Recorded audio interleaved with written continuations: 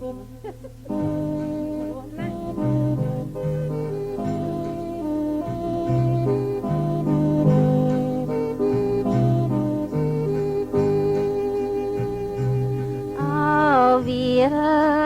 សនាចង់ការខ្នងភ្នំ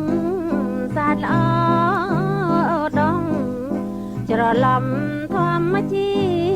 តិមើលពីចំងាយប្រឡាយទឹកព្រាមស្រូវតុងដួលរៀងព្រោះធ្ងន់នឹងផ្លាយក្រលេងមើលមេឃមីស្រទុំកយគុណទៅភ្នំខ្ពស់បាំងខាមើលពីចំងាយប្រឡាយហោហើយស្រូវទុំព្រោះតាយធ្ងន់នឹងផ្លាយអោគេមរតកនៃភូមិនៃលបំបាយគុំជាទ្រព្យសាងភ័ព្វវាសនាទេសភាពញញឹមសង្ឃឹមក្រុមគ្នា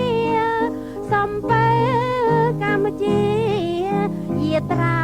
ដល់ត្រើយទំនុំឆាយបលាំងសម្រាំងខ្លាំងទឹកសន្ធិសន្ធឹកមួលខ្មៅមូលមីស្នាដៃយោធជននោះវានារីតំតឹងព្រោះទីសមរម្យធ្វើស្រែ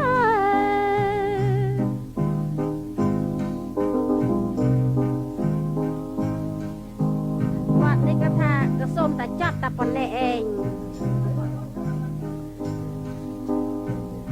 បាត់ដែលក្រុមអាកនយើងដែលខំពលកម្មតែប៉ុណ្ណេះឯងកថាក៏ដូចនេះហើយក៏ថាសូមតែបញ្ចប់